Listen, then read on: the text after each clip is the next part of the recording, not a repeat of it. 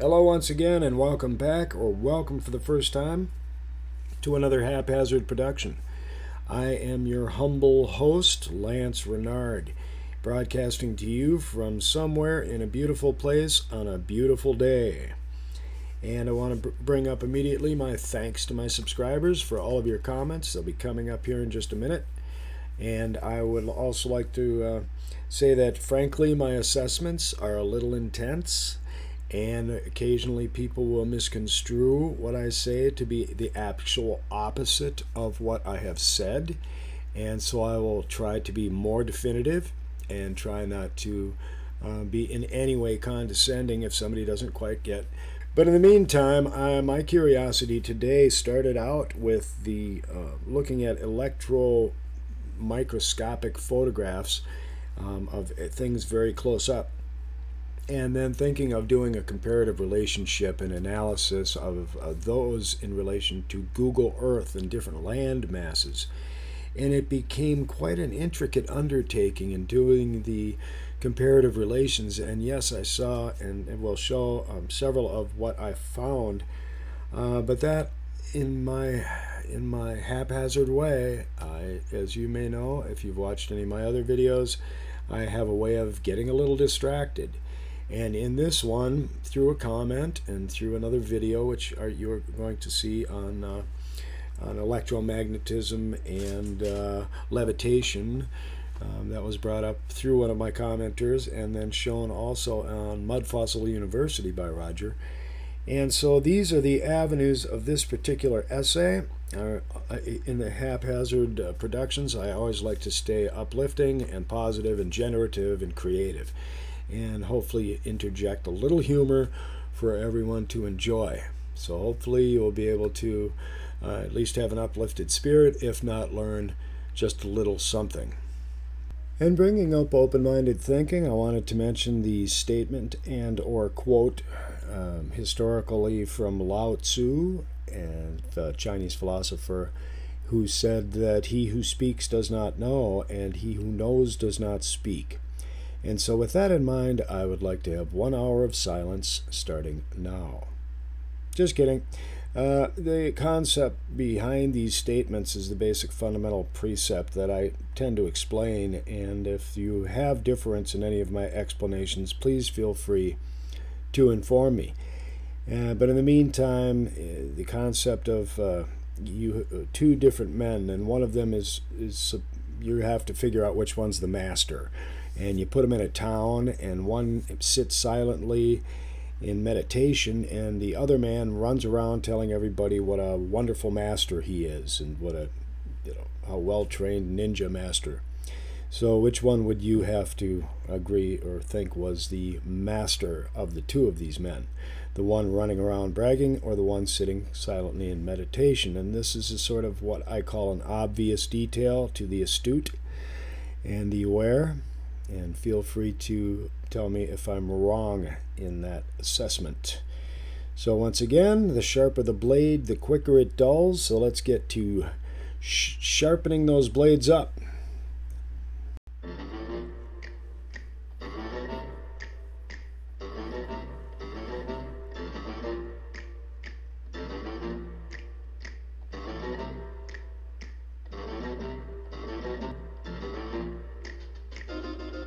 Alright, let's go ahead and get into the comments section. I'll go ahead and open up my comments page, and I see 5 are likely spam. And so let's take a look at the overall comments. And Randall R. is asking me if my father was a sharpshooter in World War II, ? Yes, I actually believe that that was a definitive statement that I made. And really the information about my father I put on here, some of the information in comments. And yeah, I knew the man for probably a total of 3 months in my entire life. I was told he was dead by my mother, and I found out quite by my own research that that was not true. And I tracked him down, got to know him, etc. I do not like to get long-winded in talking about those details, and so any other information aside from what I've put here will be withheld, because I'm not, that's Michelangelo David could have been the same process. It could have been that same pouring process that we were talking about, Chuck. Thank you, Chuck Kamada, for your astute and interesting information. Comments, more insight about him. Yeah, and I once again covered the information with my father and what I had found out during this short period of time that I knew him. And right, I figured I'd bring it up as part of the commentary in that video because it was pertinent. And so again, Randall R. thinks Chris Columbus was fictional, and I can totally agree with that. So are the moon missions. I totally agree with that personally as well. And yeah, a lot of the theosophy, philosophy, and even belief system I absolutely agree with. However, for me to push my own belief on other people is not my job. Yes, I would not be surprised if Columbus were a farce. Yeah, that's what I put. Knit one butt. Knit one butt. I'm not sure what I was trying to put there. Never stop, says Autumn. Thank you, Autumn. Love ya. And we got C. Visalis and Vasilis. All right, sorry about that. Very great stuff. Thanks for all of your hard work and dedication. I do try and not be too overly offensive or abrasive or, one-sided, as they say. Christy McGowan, thank you, and I love your comments. Greatly appreciated. Zero Control, I popped into your stuff The Land Before Time. I mentioned it in one of my past videos. Excellent Trey, thank you very much for all of your dynamite comments. And this is one that somebody asked me if I'd watched this video yet, and I have not even, to my recollection, given it a moment's notice. So it's a 24-minute video that is put out by, let's see here, New Earth. Oh yeah, I've probably seen it, yes, where the intricate and articulate details, she is suggesting that they were lasered or 3D printed. And yeah, I think that's amazing. And then she shows holes on see there are the holes right there.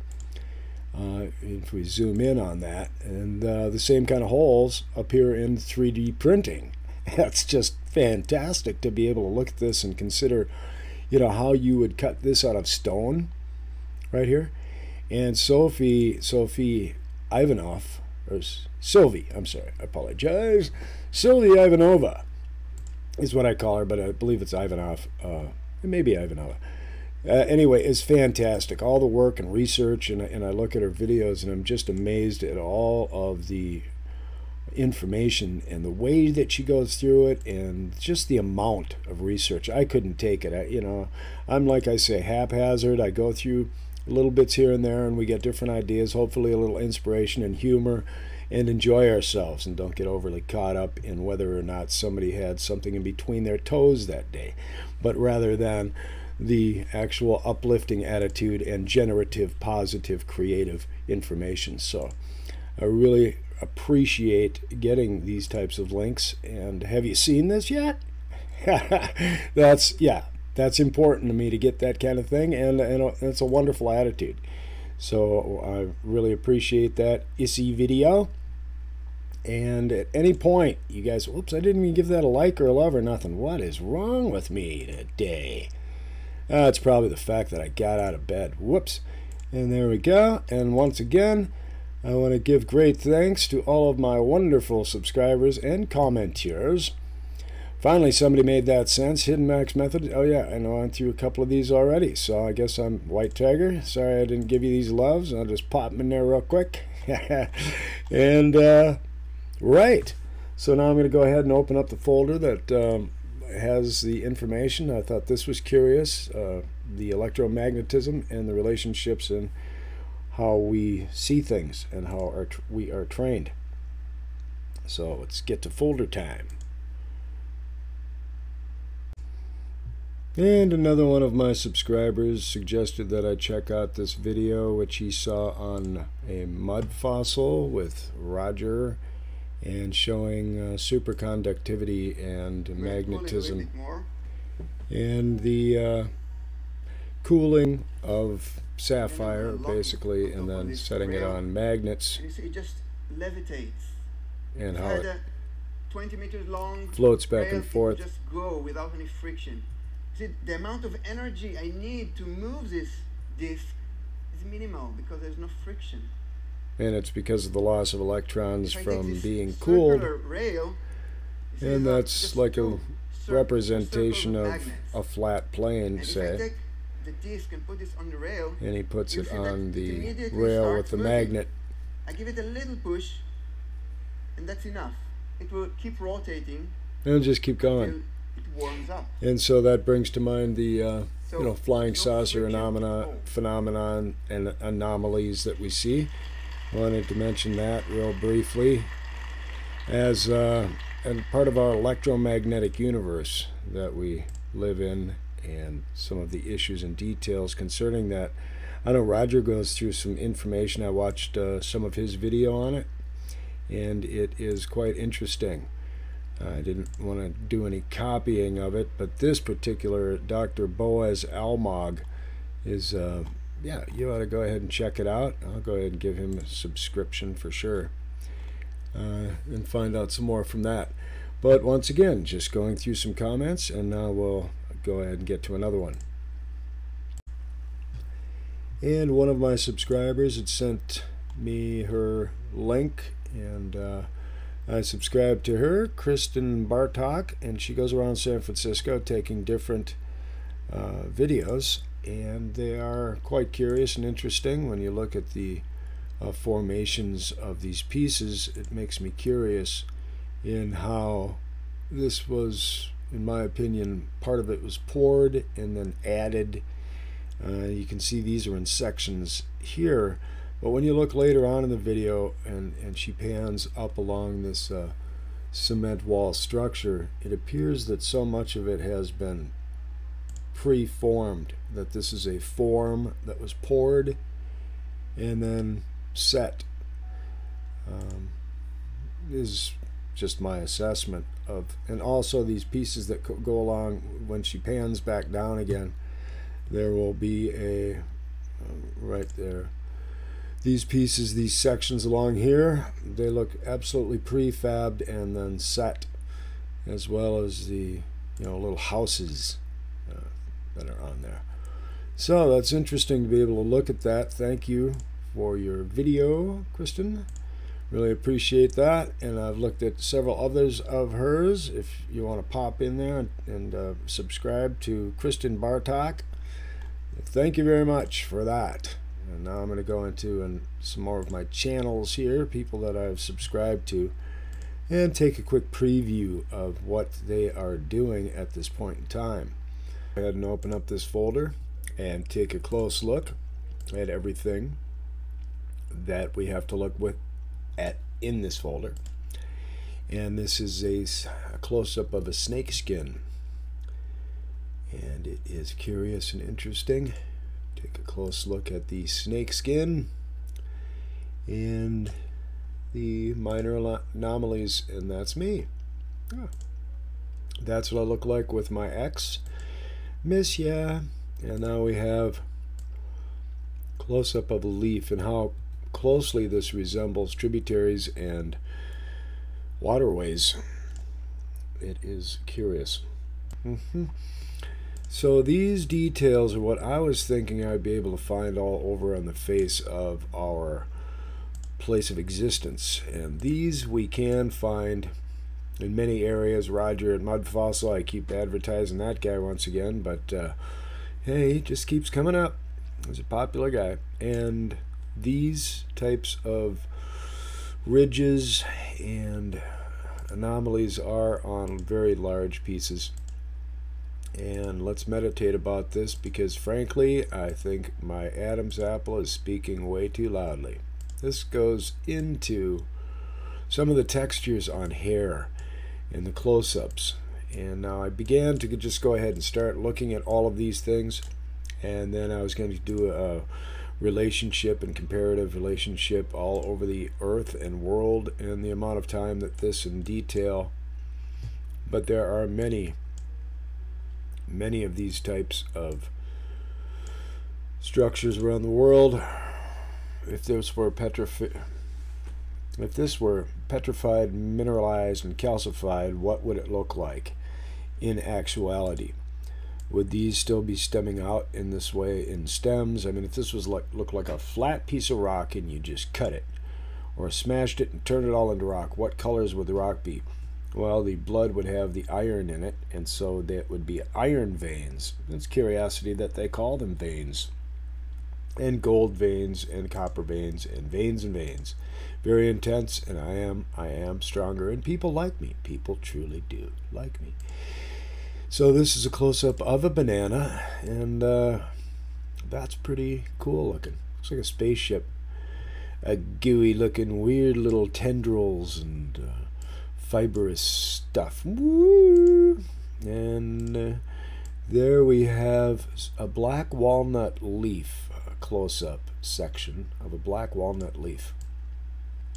And looking at some of the terrain and anomalies, you could almost believe, well, I could believe anything. What's that little upside down flower thing doing, dangling there? It's like it's fishing or something. That's strange. Oh, there's a bunch of them. Okay. So cross section, and look at this part of the leaf over here. Look at this cross section. That looks vaguely familiar, and I have no idea what the familiarity is, but it's something I took a quick peek at in the this is alcohol in the African area, that big fish. This is alcohol under an electron microscope. Fascinating, Captain. Looks totally psychedelic. Incense, peppermint, no singing, and but this is very cool looking, I think. So I thought I'd show you that electron microscopic image.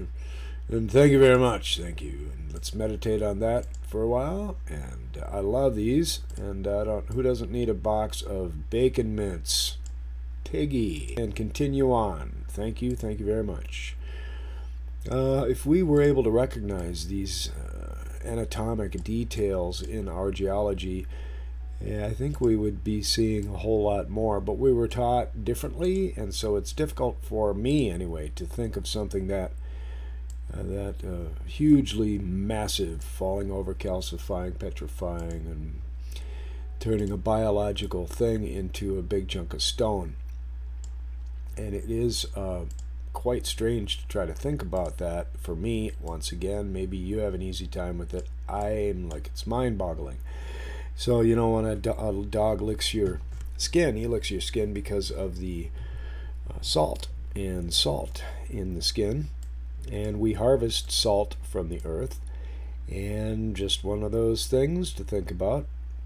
And these flowing, when I was up in the Alaskan area and doing the differences in the river and tributary systems, and how some are just flowing like this and other ones branch out and spread out. And this is just one of those curious details that I like to consider, pause, and ponder in my state of absolute Buddhism. And that's just me. You know, I go into that every once in a while, so let's have... Thank you. Now, oh, isn't that cute? You're welcome. Yes, sir, you are welcome indeed. So looking at all of these textures and determining whether or not you've seen this before, or getting on Google Earth and hunting them down. It is quite a mind-boggling essay, but curious indeed in a lot of the flows and swirls, and the similarities between geology and biology are just intense and immense, and I want the truth! I want the truth! You can't handle the truth, Big Boo, you laughing monk brewer. Yeah, it's just a juicy lager by Big Boo at your store today. Yeah, it is overrated. However, that is one strange looking thing, in my humble opinion. Yes, thank you. It was nice talking to you that day.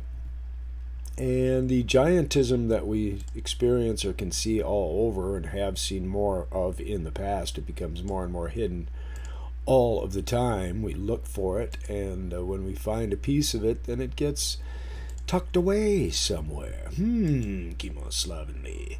Why would we? It's very intense in my opinion. But then that's just me, once again, in my frank ways. I have, this is close-up of skin, but it is very grainy, and so it does not really give an accurate or positive. Now this flow here of the human skin cell under a microscope, doesn't that look like so many of the areas that we've looked at on Google Earth from above?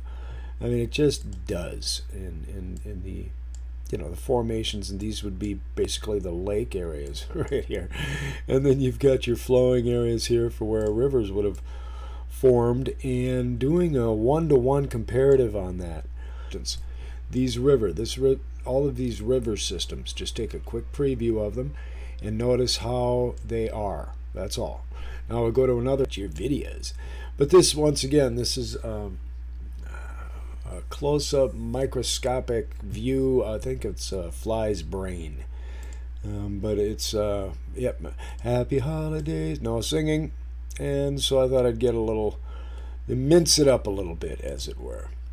And hey, good looking, what you got cooking? I love these close-ups and our ability to do a comparative relations. Life is a series of comparative analysis, in my opinion.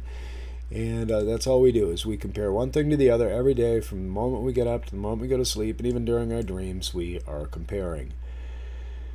So once again, we have the layers, and this time it is the layers of a leaf and the anatomy of a leaf.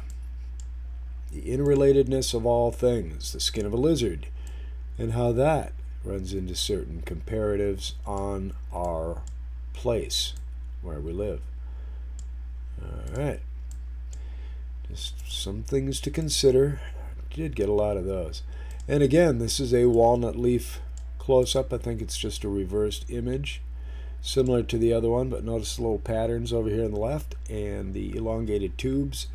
And in geology, you will see these tubes in different areas, and I'm curious, was that a huge leaf at one time? And if you were to cut this in half and then turn it to stone, how would that appear?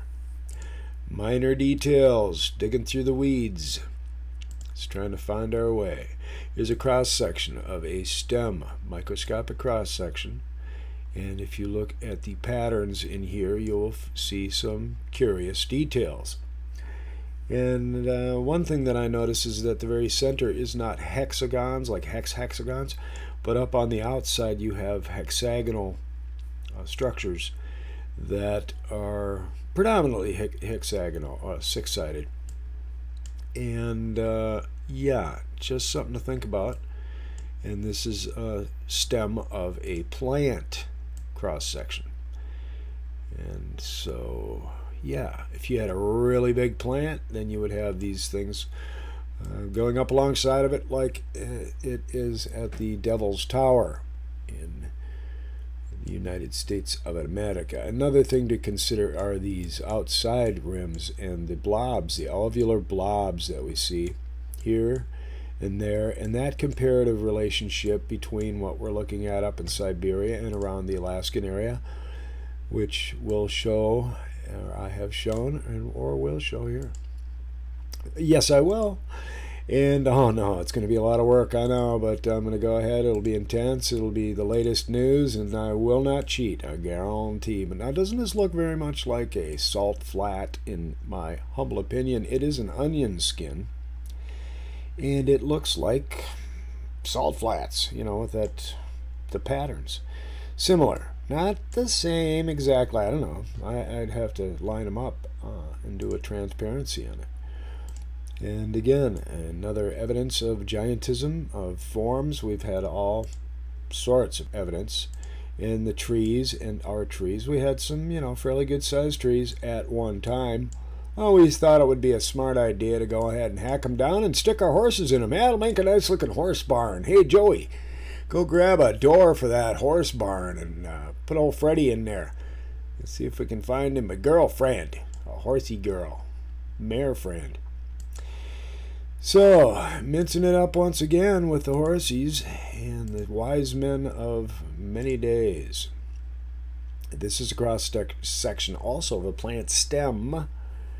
And it looks to me like an alien spacecraft could come flying out of there any second. It is curious. And yeah, it kind of looks like great big old caves. And there are areas on Earth where we see cave systems not dissimilar to this. Just saying, Mr. Praying Mantis. Why does it have to be a mister? I think all the guys, they don't have heads anymore. I think all the women, well, anyway, just me. That's just me thinking about this side of a horse, and I should probably do this for the rest of the interview or production interview. I'm talking to myself, so yeah, it's an interview. And I like this skin texture. This is human skin, close up, and you know, just the crisscross lines, the way that they form in a natural way, and then to take a look at some of the anomalies that we see in the Google Earth sections. Now, I haven't seen anything. This is spider skin, and apparently it has some kind of Cheetos on it. Yeah, it comes free with Cheetos, so yeah, that's why people eat spiders, for the Cheetos. But isn't that strange? The lines, in my humble opinion, the lines are just quite curious indeed. And I don't know, maybe it's dirt, or I don't know what these little particles, little orange particles are. I didn't go that deep into my research. Pardon me for being horsey about it and fishy. The guy's a little fishy. That was his assessment. And yeah, I'm just thinking about this, talking to you guys, and wondering if you saw this in a petrified, calcified, mineralized form. If I saw it, would I recognize it?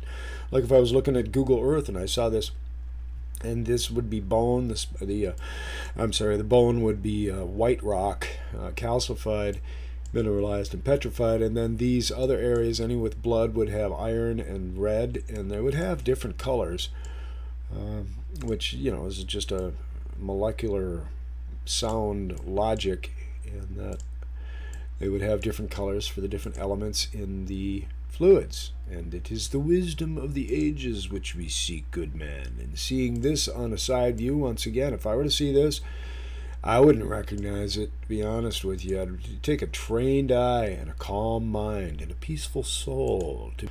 So I like looking at things close up, considering, pondering, wondering, getting some unique and unusual ideas about things, because the way that we have been taught, trained, indoctrinated, and otherwise informed has been improper, and we have to, in our own way, work things out for ourselves and not be this way about it, but turn around, no singing.